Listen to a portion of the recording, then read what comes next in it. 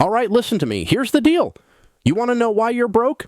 I'm going to tell you. You're broke because you keep buying stupid stuff. That's it. That's the whole deal. You're not broke because you don't make enough money. You're broke because you buy things that keep you broke. Normal is broke. Normal is broke. Normal is broke. And you know what normal people do? They buy 5 things that absolutely destroy their wealth, and they think it's fine because everybody else is doing it. Well, everybody else is broke, darling. You want to be like everybody else? Then stay broke. But if you want to win, if you actually want to build wealth, you've got to stop doing what normal people do. Be weird.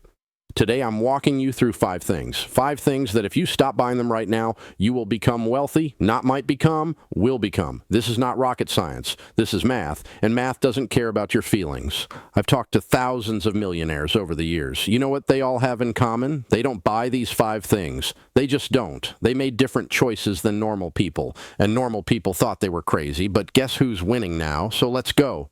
The first thing, the biggest wealth destroyer I see everywhere, and I mean everywhere, is brand new cars. Here's the thing about new cars.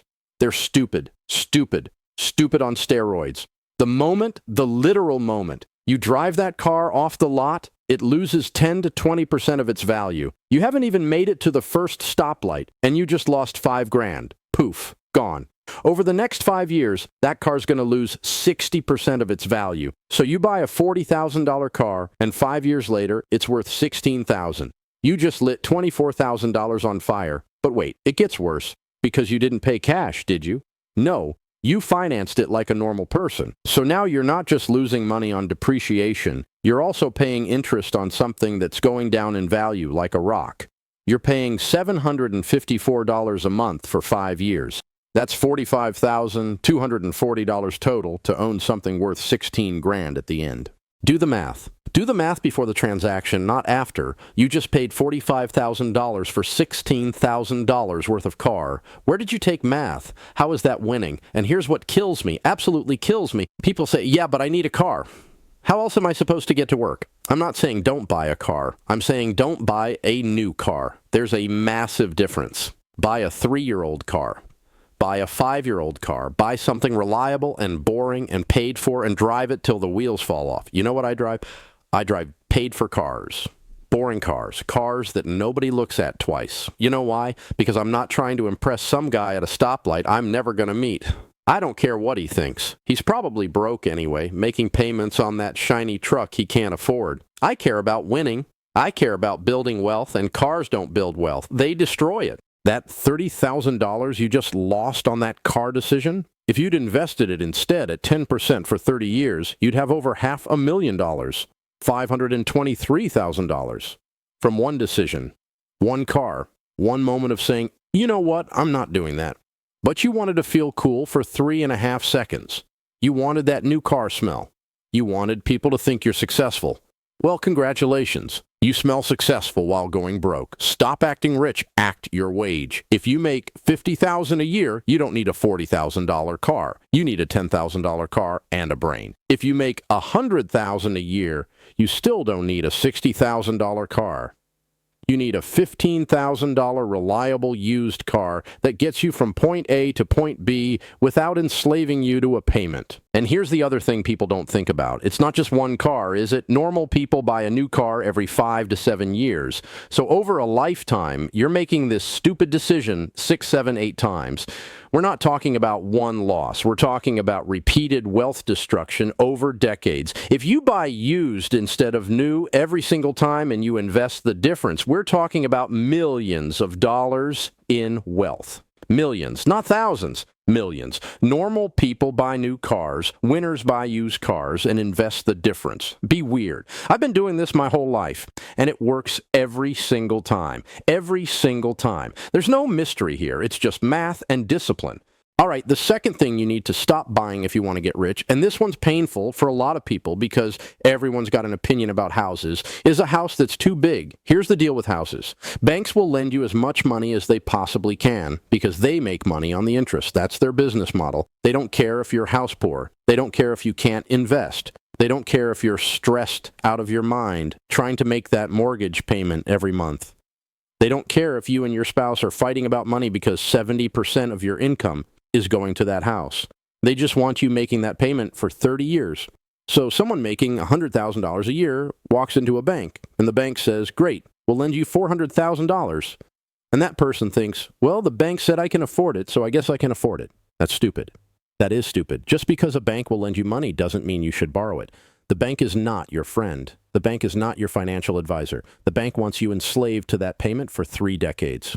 Here's what happens. You buy a $400,000 house. After you put 20% down, if you even put 20% down, which most people don't, you've got a mortgage of $320,000 at 4% interest over 30 years. You're paying about $1,500 a month just in principal and interest. Just that. Now add property taxes, add insurance, add maintenance because houses break. You're at $2,000 to $2,500 a month easy. Probably more depending on where you live. That's $30,000 a year minimum going to housing.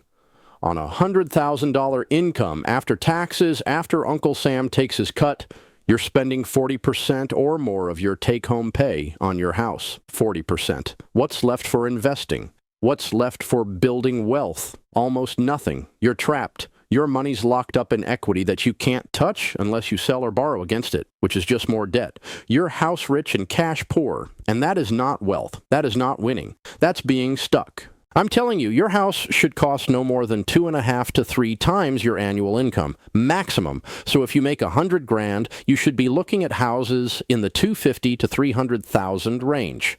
Not $400,000, not $500,000, $250,000 to $300,000.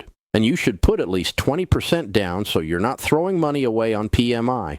And you should get a 15-year mortgage, not a 30-year one, so you're not paying interest for half your life. You should be aggressive about paying that thing off. But normal people do the opposite. They buy the maximum house they can get approved for. They put down the minimum, sometimes 3%, sometimes 5%. They take a 30-year mortgage, and then they wonder why they can't get ahead financially. They wonder why there's no money left at the end of the month. Well, it's because you bought too much house. Your house should support your wealth building, not prevent it. It should be a place to live, not a financial anchor that drowns you. I've met so many people who bought a house they couldn't afford, and 10 years later, they're still stuck. They can't move. They can't invest. They can't do anything because all their money goes to that mortgage payment. And you know what they say? They say, well, at least I'm building equity. Building equity, you're barely touching the principal for the first 10 years because most of your payment is interest. You're not building wealth. You're treading water. Stop buying too much house. Buy less house than you can afford and invest the money you're saving. Over 30 years, the difference between a modest house and an expensive one is $1 million or more in investment growth. That's the real cost. That's what you're giving up every single month when you make that oversized mortgage payment. Act your wage. Don't buy a house to impress your neighbors. Buy a house you can afford so you can invest and actually become wealthy. Now, the third thing you need to stop buying, and nobody wants to hear this one because everyone wants their house to look like a magazine, is brand new furniture. Here's the thing about furniture that nobody wants to hear. You don't need new furniture. I know. You're already mad at me. But I want my house to look nice. I want it to feel like home. I want that showroom feeling. But let me tell you something. That showroom feeling costs you a fortune. And those people you're trying to impress with your new furniture, they don't care. And even if they do care, they're probably broke too. So why do you care what they think? A new couch costs $2,000. A dining room set, $3,000. Bedroom furniture, another few thousand. Decorations, artwork, rugs, lamps, all that stuff. Before you know it, you've spent $30,000 or $40,000 furnishing your house. And for what? So your house looks like it belongs in a catalog? So visitors think you've got it all together?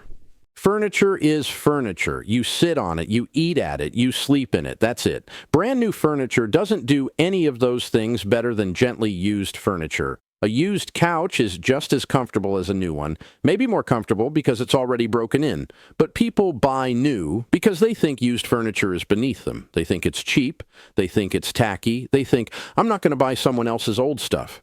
You know what's tacky? Being broke. You know what's tacky? Financing furniture at 23% interest because you can't pay cash for it. That's tacky. Listen, wealthy people buy used furniture. They shop at estate sales. They shop at garage sales. They browse online marketplaces. They find quality pieces for a fraction of retail. Or they buy furniture slowly over many years with cash. They start with the essentials and add pieces when they can actually afford them. They don't furnish an entire house in one shopping trip with store credit. Do the math. If you spend $30,000 on new furniture when you could have spent $10,000 on used, you just saved $20,000. You think that's not significant? $20,000 invested at 10% for 30 years becomes $350,000. 350 grand from buying used furniture. That's not pocket change. That's wealth. That's freedom. That's a paid-for house or a secure retirement, all because you were willing to buy a couch that someone else sat on first. Someone else used that dresser. Someone else ate at that table. So what? Does it work? Is it sturdy? Is it clean? Then who cares? Your furniture doesn't have feelings. It doesn't care if it's building your wealth, but your investment account does. This is not rocket surgery. This is basic financial sense that most people ignore because they care more about what things look like than what things cost. And let me tell you something else. Modern furniture isn't even built to last anymore. You buy a new couch from one of these big furniture chains, and 5 years later, it's falling apart. The frame's broken, the cushions are shot, so now you got to buy another new couch. But if you buy quality used furniture, real wood, real craftsmanship, that stuff lasts decades, so you're actually getting better furniture for less money. But people don't want to hear that. They want the instant gratification of new. They want to walk into a furniture store, finance everything, and have it delivered tomorrow. And then they wonder why they're broke. Stop buying new furniture. Buy used, buy slowly, buy only what you actually need, and invest the money you're saving. Be weird.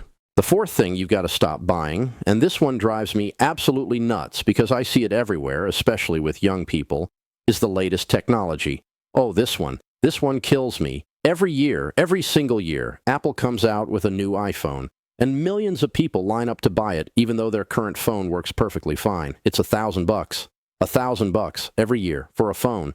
For a device that does essentially the same thing as last year's model, but maybe has a slightly better camera or a different color. Give me a break. Here's the deal. Technology companies have convinced you that you need the latest and greatest. They've created this culture where if you don't have the newest model, you're somehow behind. You're not current. You're not cool, but you don't need it. You don't need the newest iPhone. You don't need the latest laptop. You don't need a smartwatch and wireless earbuds and a tablet and a gaming system and smart home devices and all the gadgets. Those are wants, not needs, and they're expensive wants that become outdated almost immediately. Let's do the math, and let's be generous. Let's say you buy a new iPhone every 2 years instead of every year. That's $500 a year you're saving. Doesn't sound like much, does it? Over 40 years of your adult life, that's $20,000 saved. But it's not just $20,000, because you're not just saving it, you're investing it. It's $20,000 invested at 10% for 40 years. You know what that becomes? $979,000, almost $1 million from not upgrading your phone every year. Are you kidding me? $1 million because you kept your phone for an extra year or two, because you used what you had until it actually stopped working instead of chasing the new shiny thing. And it's not just phones. It's laptops, tablets, televisions, gaming systems, all of it. You don't need the latest model. You don't need the newest version. You can keep your phone for 4 or 5 years instead of 2. You can buy last year's model at a discount. You can take care of your devices so they last longer. You can repair things instead of replacing them. But normal people don't do that. They chase the new shiny thing. They upgrade because they want to feel current. Because advertising has convinced them that old technology is worthless. Because their friends have the new model and they don't want to be left out. It's all emotional. It's all about status. And it's costing you a fortune. I don't own a smartphone. I have a flip phone. Does everything I need. Makes calls. That's it. And people think I'm ancient. They think I'm out of touch. They think I'm some kind of dinosaur. But you know what? My flip phone costs almost nothing. It doesn't need to be upgraded. It doesn't break. It doesn't distract me from doing what I need to do. It doesn't cost me money on apps and subscriptions and all the garbage that comes with smartphones. It's just a tool that does its job. Now, I'm not saying you need a flip phone. I get it. Smartphones are useful for most people. They're convenient. They're powerful tools if you use them right.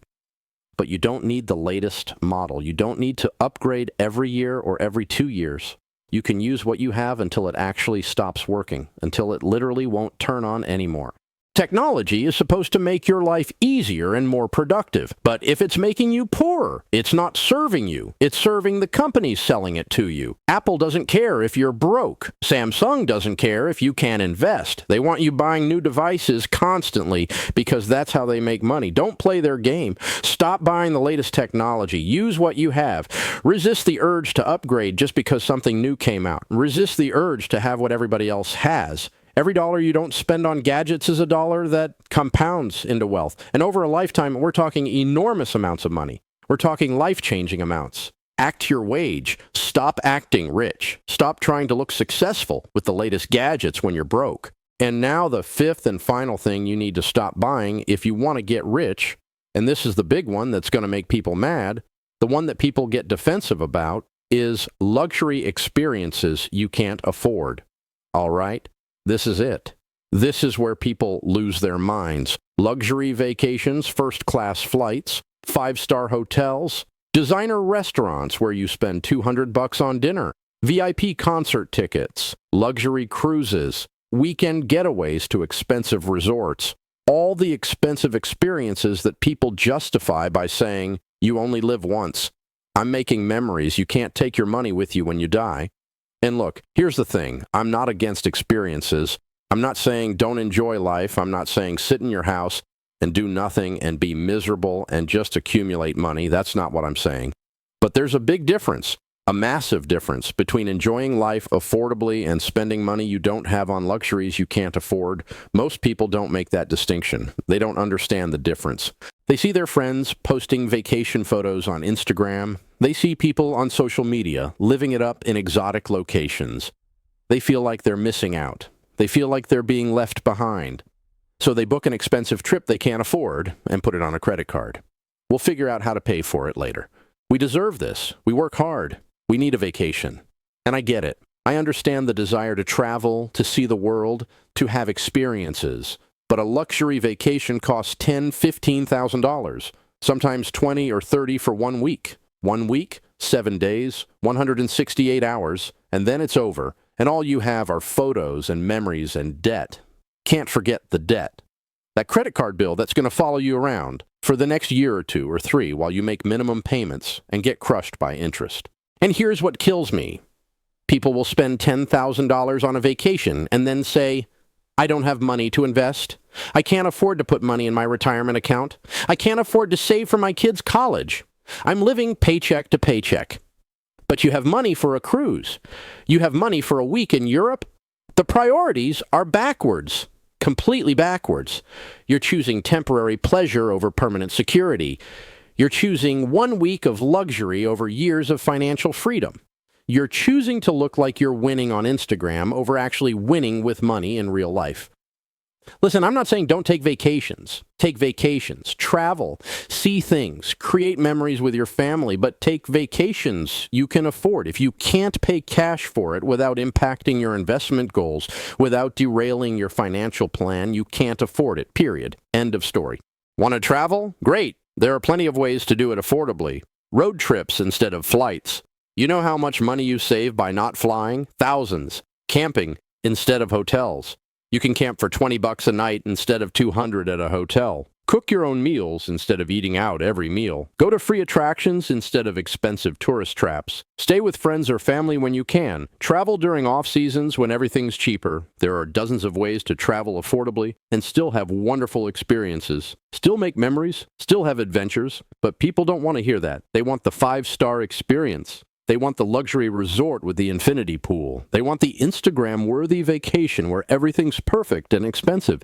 They want to look like they're living their best life, even though they're broke, even though they're drowning in debt, even though they're one emergency away from financial disaster. Do the math. Please, do the math with me. If you take 2 luxury vacations a year at $10,000 each, that's $20,000 a year. Over 30 years, that's $600,000 spent on vacations. $600,000. But if you had taken budget vacations instead, say $5,000 total per year, and invested the other $15,000 at 10%, you'd have $2.4 million. $2.4 million. That's the real cost of luxury vacations. That's what you're giving up. Not just the money you spend in the moment, but all the wealth that money could have become over time, all the compound growth, all the financial freedom. You're trading millions for a week at a resort. And here's the kicker that nobody wants to acknowledge. Budget vacations can be just as memorable as expensive ones, sometimes more so, because the best memories aren't about how much you spent. They're not about the hotel rating or the restaurant quality. They're about who you were with and what you experienced together. I've known people who took simple road trips with their families that they remember for the rest of their lives. They talk about it decades later. And I've known people who spent $20,000 on a luxury vacation and barely remember it because they were so stressed about the money they spent, because they were worried about the credit card debt they just racked up. The experience isn't determined by the price tag, but your wealth definitely is. Stop buying luxury experiences you can't afford. Travel affordably, create memories that don't bankrupt you, and invest the difference. Your future self will thank you. Your family will thank you when you can actually retire instead of working until you're 80. All right, let me bring this home and recap these 5 things because they're important. This is the core of the message. If you want to get rich, really rich, not fake Instagram rich, you need to stop buying 5 things. Number 1, new cars. Buy used, reliable vehicles. Pay cash for them, if at all possible. Drive them for 10, 15 years until they literally can't be driven anymore. This alone, this one decision, can make you a millionaire over your lifetime. Number 2, houses that are too expensive. Buy less house than you can afford. Keep your housing costs low so you have money to invest, money to build wealth, money to live on. Your house should be a blessing, not a curse. Number 3, brand new furniture and home decor. Buy used. Buy slowly. Buy only what you actually need. Don't furnish your entire house in one weekend with store credit. Save tens of thousands of dollars. Number 4, the latest technology and gadgets. Use what you have until it truly needs replacing. Stop chasing the newest model of everything. Stop trying to keep up with what everyone else has. Number 5, luxury experiences you can't afford. Travel and enjoy life affordably. Don't sacrifice your financial future for Instagram-worthy vacations that disappear in a week. These 5 things, if you eliminate them from your life, if you make different choices than normal people, you will save hundreds of thousands of dollars, probably millions over your lifetime, and that money invested consistently, month after month, year after year, will make you wealthy. It will give you options. It will give you freedom. But here's the hard part, and I'm not going to sugarcoat it, actually doing it. Because all of these things seem normal. Everyone around you is buying them. Your family's buying them. Your friends are buying them. Your coworkers are buying them. Society tells you that you should buy them. The entire economy is built on you buying these things. Marketing and advertising spend billions of dollars convincing you that you need these things, that you deserve these things, that you're somehow less than if you don't have these things. You'll feel like you're missing out. You'll feel like you're depriving yourself. You'll feel like you're not living. And sometimes, probably a lot of times, people will judge you. They'll think you're cheap. They'll think you're weird. They'll wonder why you drive an old car when you could afford better. They'll wonder why you live in a modest house when you make good money. They'll wonder why you don't take fancy vacations like everyone else. They'll make comments. They'll ask questions. They'll think you're strange, but you have to decide what matters more. The approval of people who are probably broke themselves, who are probably stressed about money, who are probably one emergency away from disaster, or your own financial freedom, your own peace of mind, your own ability to sleep at night without worrying about bills. Normal is broke. Don't be normal. Be weird. Be different. Be the person who makes choices that other people don't understand. I want you to win. I really do. I'm in your business because I care. But you have to do the work. You have to have the discipline to be different. To live below your means when you could live at your means, or even above your means with debt. To drive an old car when you could finance a new one and look successful. To stay in a modest house when you could stretch for something bigger and impress people. To take budget vacations when you could put luxury trips on credit cards and have amazing photos. That discipline pays off. It pays off richly, with wealth that lasts, with freedom that compounds, with a life lived on your own terms without the stress and anxiety that comes with payments and debt. So here's what you're going to do. This is your action plan. I'm asking you to make a commitment today. Right now, look at your spending. Actually look at it. Pull up your bank statements. Pull up your credit card statements. Go through every transaction for the last 3 months. Identify which of these 5 things you're buying. Identify where your money's actually going and stop. Just stop.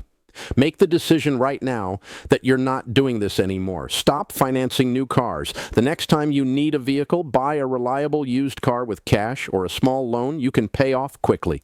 Stop stretching for too much house. If you're in the process of buying, buy less than you're approved for. If you already have too much house, make a plan to pay it off aggressively or downsize. Stop buying furniture you don't need. Make do with what you have. Shop used when you actually need something. Stop upgrading your technology constantly. Use your phone until it stops working. Use your laptop until it won't turn on. Stop taking luxury vacations you can't afford. Plan affordable trips. Pay cash for your vacations. Create memories without creating debt. And redirect that money, every single dollar you're not spending on these things, into investments, into index funds, into your retirement account, into a brokerage account, into assets that will grow and compound year after year after year, on paper, on purpose. Every dollar has an assignment before the month begins. You're telling your money what to do instead of wondering where it went. You're planning instead of hoping. You're being intentional instead of accidental. Do this consistently for 10, 20, 30 years, and you will be wealthy. You will have margin. You will have options. You will have peace. Not because you made some genius investment, not because you got lucky, not because you inherited money or won the lottery, but because you had the discipline to stop buying things that destroy wealth and start buying things that build it. That's the secret. That's it. It's not complicated. It's not hidden. It's not some complex strategy that requires a PhD to understand. It's just that most people won't do it. They want the new car too much. They want the big house too much. They want the fancy vacations too much. They can't delay gratification long enough to build real wealth. They think in 10-minute blocks instead of 10-year blocks. They choose what feels good today over what will make them secure tomorrow. But you can be different. You can make better choices. You can be the person who drives an old car and lives in a modest house but has millions in the bank. The person who has real wealth, not just the appearance of wealth. The person who's actually winning instead of just looking like they're winning. Adults devise a plan and follow it. Children do what feels good. Be the adult. Be the grown-up in the room. Take responsibility for your financial future. Stop blaming your income. Stop blaming the economy. Stop blaming your circumstances. Look in the mirror and take ownership. You're the one making the spending decisions. You're the one choosing to buy these things or not buy these things. You're the one in control. Stop buying these 5 things. Start building real wealth and enjoy the freedom that comes with it. The freedom to quit a job you hate. The freedom to help your kids. The freedom to be outrageously generous. The freedom to not stress about money every single day. That freedom is worth more than any car or house or vacation could ever be worth. You've got this. I believe you can do it. But you have to believe it too. You have to want it bad enough to be different, to be weird, to go against the culture, to make choices that other people don't understand. Now go do it. Make the commitment. Change your life. Live like no one else so later you can live and give like no one else.